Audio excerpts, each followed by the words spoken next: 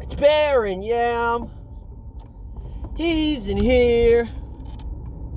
You're out there, the listener. Why do you spend so much time listening to what I say? Is it because the things that come out of my mouth are so cray? Who knows? But I know the end is coming to the haters out there, 'cause they see me running this shit like I'm on top. And you know that it's never gonna stop. Yeah. I made it by myself, no help. But I still thank the brothers in the philosophy for doing their best to honor me by spreading this truth. Good word. Subscribe to Coach Greg Adams. That shit, that nigga's got a lot of good things to say. Yeah. About the philosophy. Yeah. Today, first off, thank you for tuning into the channel. YouTube's blocking one of my live streams that I did on PS4. So it's a 2-minute video, and if they take more than 24 hours to process it, then I guess I'm going to be reporting on that too. So we'll find out exactly what YouTube's deal is, why they need to be processing my video for 24 hours for 8 comments. This is a good metric for assessing MGTOW. I also put CHAZ in the title of the video too, which I noticed gets me a lot of views. Which again, by now, if you guys don't know by now, I don't really do this kind of content for views. I do it normally just as a routine during my day. I like to make videos, and sometimes I get interested in a topic, so I will follow the topic. Right now, I haven't really heard anything about CHAZ because just due to my device issues, or my device parameters, I follow a lot of mainstream channels and outlets, and then on YouTube I follow a lot of news channels that react to. So even my reactionary news has pretty much had all of its CHAZ material cleansed. So I rely on now just a very few select sources in order to get my information. While I got you guys here, if you could go subscribe to Kendall Rican, he's going to be putting out a lot of information on CHAZ, and he is also a MGTOW content creator. So you can kind of get 2 birds with 1 stone. If you appreciate the MGTOW, but you want to learn more about what's going on over in the Pacific Northwest, Kendall Rican's a great person for that. Anyways, back to the original reason why I started the video. And you know, I've filmed myself in the past, and I have my face out there, so it's clear to everyone my intentions. And you've never seen me with a woman, which is kind of funny because if you go over to Tico Trend's channel, I post a lot of photos of me with women. And in all of my relationships, I've never been the photographer. A lot of my relationships, I've actually been the one that the woman wanted to take a picture of, because I'm a pretty boy. You know, I'm not above a 5 out of 10 in the looks department, but I've always maintained that I'm at least a 6 or 7, just because of my personality, my attitude, my charisma level, and my ability to blend in culturally, make me a huge target for women who are going their own way and exploring the world and attempting to raise their status. And so whether or not I've been a tool for them and benefited from it or not, or been cast aside, is not really any concern to me anymore. What's more interesting to me is just the fact that my face has been used my face is very valuable to women,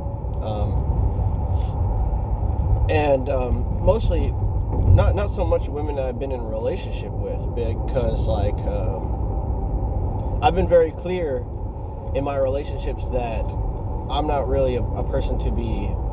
I'm not a person that's going to put all the focus on you, because I have the things in my life that I care about. So that's kind of why I got interested into MGTOW, because even though I haven't really learned about the corrupt court systems until very recently, within the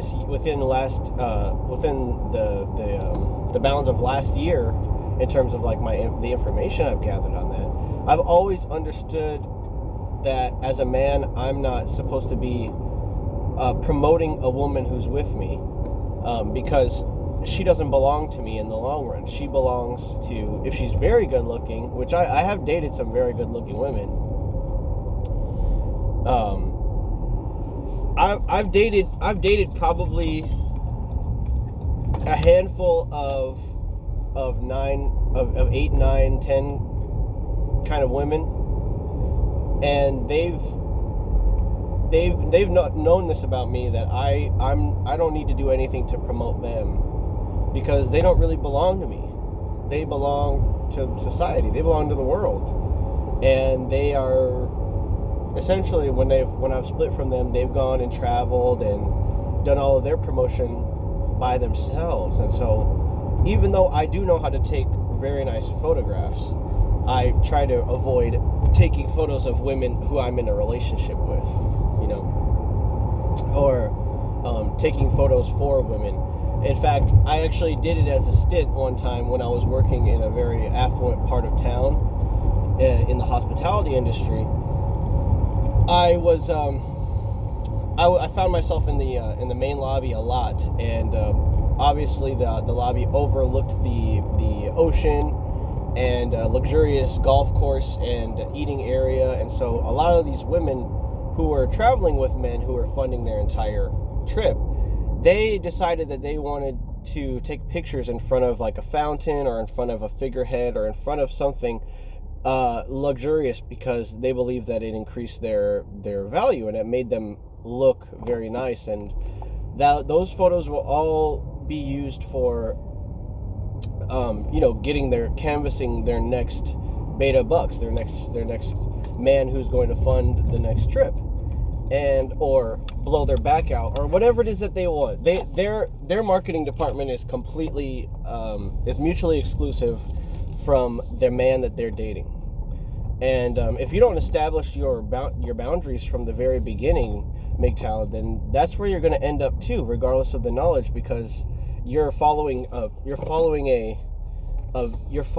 her what she deems valuable, and you're not inserting yourself into that. Like for me, for example, if a woman I'm dating ever wants a picture, or wants me to take a picture, basically I'm gonna say I'm not a photographer, but if she does want to capture a moment, she should want to capture it with me, because I'm the entire reason why she's there. And if I'm not, and we're just friends, then then there's no relationship. Then there's no point in me bringing her anywhere, because we're both just trying to live our best lives and live ourselves out. And I'm not going to be the one taking a picture of her, because I just don't care that much about promoting her, and she should be responsible for that her damn self. And so, time check. And so this was just a short thought quip. I'm thinking about turning this into a little bit of a daily thing while I'm working on a couple book ideas and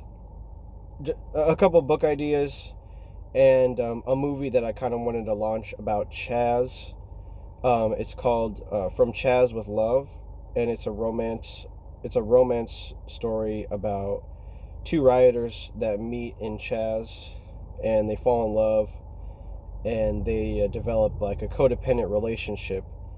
And there's FBI agents and things involved, in like a bunch of it's a very it's kind of like a thriller, a thrilling romance action movie that I'm thinking about making.